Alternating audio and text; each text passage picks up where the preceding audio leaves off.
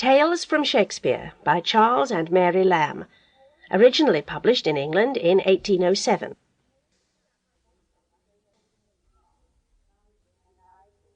Tales from Shakespeare by Charles and Mary Lamb.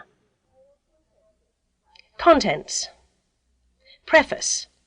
The Tempest, A Midsummer Night's Dream, The Winter's Tale, Much Ado About Nothing, As You Like It, The Two Gentlemen of Verona, The Merchant of Venice, Cymbeline, King Lear, Macbeth, All's Well that Ends Well, The Taming of the Shrew, The Comedy of Errors, Measure for Measure, Twelfth Night, or What You Will, Timon of Athens, Romeo and Juliet, Hamlet, Prince of Denmark, Othello, and Pericles, Prince of Tyre. Preface. The following tales are meant to be submitted to the young reader as an introduction to the study of Shakespeare, for which purpose his words are used whenever it seemed possible to bring them in, and in whatever has been added to give them the regular form of a connected story, diligent care has been taken to select such words as might least interrupt the effect of the beautiful English tongue in which he wrote. Therefore words introduced into our language since his time have been as far as possible avoided.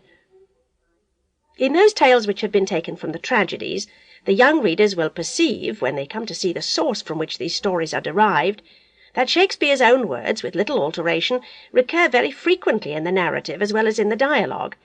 But in those made from the comedies, the writers found themselves scarcely ever able to turn his words into the narrative form. Therefore it is feared that in them dialogue has been made use of too frequently for young people not accustomed to the dramatic form of writing.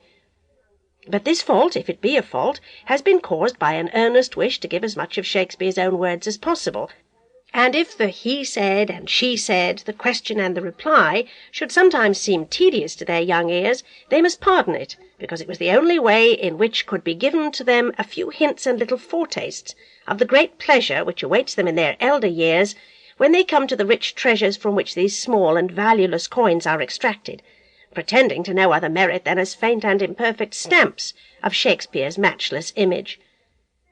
Faint and imperfect images they must be called, because the beauty of his language is too frequently destroyed by the necessity of changing many of his excellent words into words far less expressive of his true sense, to make it read something like prose, and even in some few places where his blank verse is given unaltered, as hoping from its simple plainness to cheat the young reader into the belief that they are reading prose.